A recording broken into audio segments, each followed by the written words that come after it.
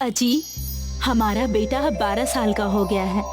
हमने जो मन्नत मांगी थी, चलो उसे पूरा कराएं। संजय अपनी पत्नी उषा के साथ कुशीनगर में रहता था। उसका एक बेटा राजू बड़ी मन्नतों के बाद हुआ था। वो एक कपड़ा व्यापारी था। एक दिन वो लोग अपनी मन्नत पूरी करने के लिए घर से निकले।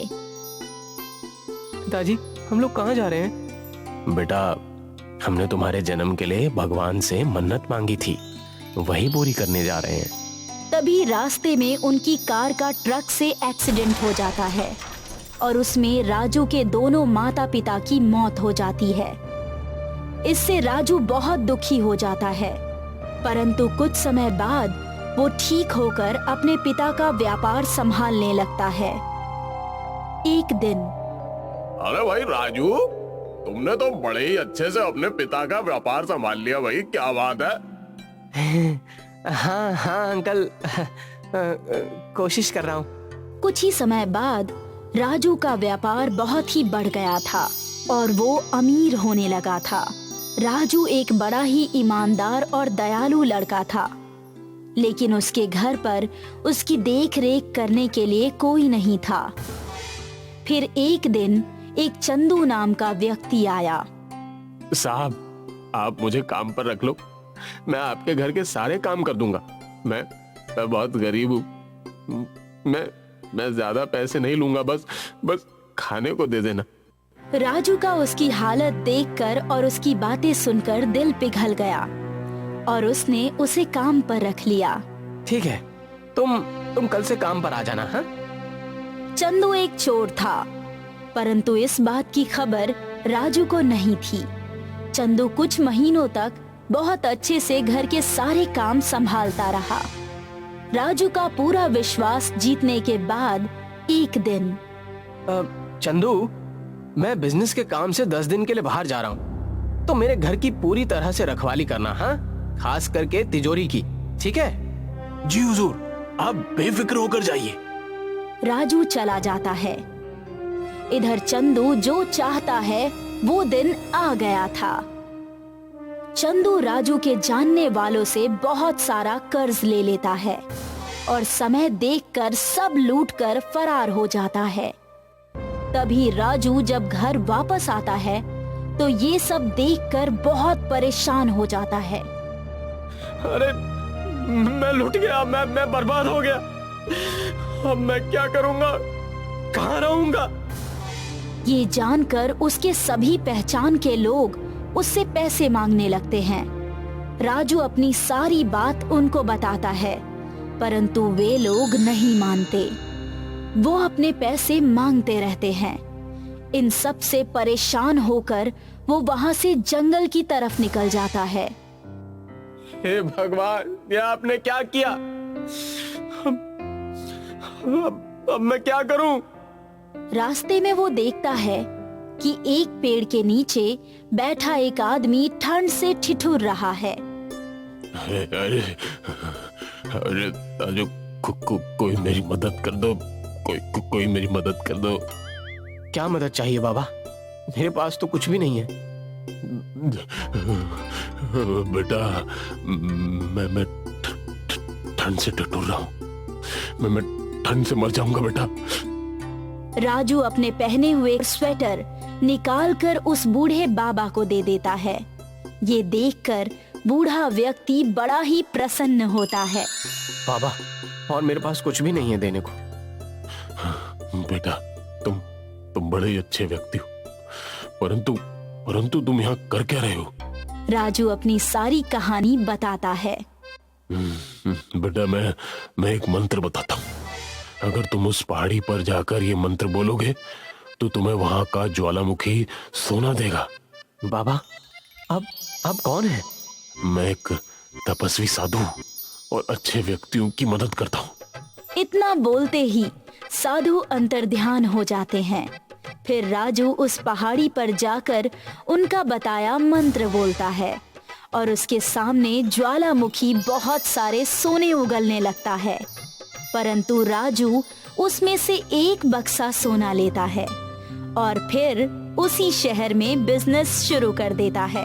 अरे भाई राजू, तुम नगर छोड़कर कहाँ चले गए थे?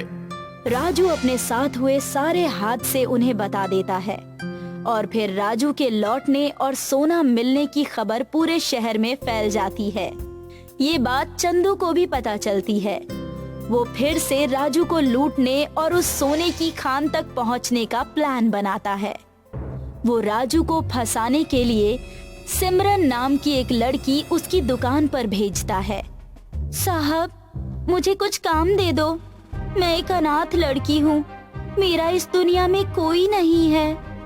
राजू को अपने माँ बाप को याद करके उस लड़की पर दया आ जाती है और वो उसे वहाँ काम पर रख लेता है।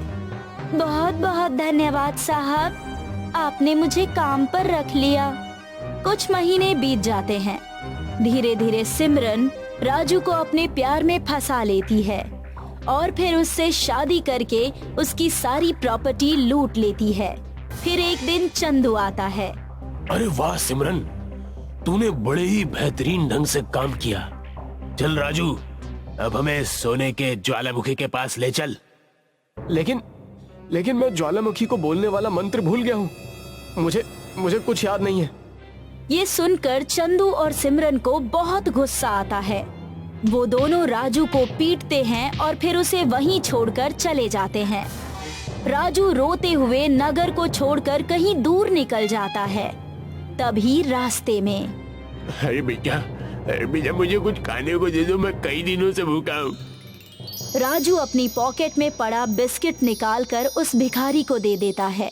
ये देखकर भिखारी बड़ा प्रसन्न होता है। ये लीजिए, मेरे पास इसके अलावा और कुछ भी नहीं है देने को। ये बहुत है बेटा, मैं तुम्हारी सारी समस्या जानता हूँ। मैं तुम्हारी परीक्षा ले रहा था। ये लो फूल, इसे उस पहाड़ी पर जाकर ज्वालामुखी पर लगाना और खाने पीने के लिए जो भी चाहे मांग लेना। हाँ? बहुत बहुत धन्यवाद आपका। राजू उस पहाड़ी पर जाकर खाने पीने को मांगता है और फिर वहाँ आसपास के लोगों को भी लाकर खाने को देता है। बाकी लोग उससे बहुत प्रसन्न हो जाते हैं। फिर एक दिन मैं कोई काम नहीं करूंगा तो फिर जरूरतें कैसे पूरी करूंगा? सोच रहा हूँ यहाँ से निकल जाता हूँ। राजू वहाँ से निकल जाता है। तभी रास्ते में उसे रोते हुए दो किसान मिलते हैं। हे भगवान, हमारी तो फसल ही बर्बाद हो गई। क्या हुआ आप लोगों को? मेरे भाई, इस साल बारिश नहीं हो रही। हमारी सारी फसल बर्बाद हो गई है। अब हमारा परिवार जिंदा नहीं बचेगा। किसान की पूरी बात सुनकर राजू अपने बचे कुचे पैसे उन्हें निकाल कर दे देता है। अपने खेतों में पानी चला लो। बहुत बहुत धन्यवाद बेटा। तभी वहाँ देवता प्रकट होते हैं और कहते हैं, बेटा, हम दोनों तुमसे बहुत प्रसन्न हैं। तुम बड़े ही दयालु व्यक्ति हो। तुम्हारे पास कुछ ना होने पर भी तुम सबकी मदद करते हो। ये लो एक चाबी, इसे उस पहाड़ पर जाकर ज्वालामुखी में डाल देना। उस ज्वालामुखी से तुम जो भी मांगोगे वो तुम्हारी सारी मनोकामना पूरी करेगा।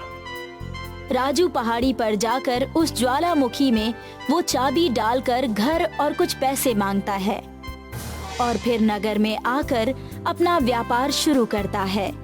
फिर कुछ दिन बाद उसे सोने के ज्वालामुखी के भी मंत्र याद आ जाते हैं। फिर तीनों ज्वालामुखी की सहायता से राजू नगर और गांव के लोगों की मदद करने लगता है, जिससे उसका नाम प्रसिद्ध हो जाता है। ये बात चंदू को भी पता चलती है। अरे, इस राजू को कौन सा खजाना हाथ लगा है जो इतना धन बांट रहा है? चलो इसका पीछा करते हैं। हाँ, तुम सही कह रहे हो। चंदू, उसका दोस्त और सिमरन सभी लोग उसका पीछा करते हैं और तीनों ज्वालामुखी के पास पहुंच जाते हैं और सारा राज जान जाते हैं। फिर वो राजू को पकड़कर मारते हैं और उससे वो चाबी ले लेते हैं, लेकिन मंत्र नहीं जान पाते। जल्दी चलो, ज्वालामुखी का खजाना भी लूटते हैं। वो लोग ज्वालामुखी में जाते हैं। उसमें जाते ही उन लोगों को सिर्फ आग ही आग नजर आती है और ज्वालामुखी बोलता है, तुम लोग पापी हो। इस ज्वालामुखी में से केवल ईमानदार लोगों को ही खजाना मिलता है।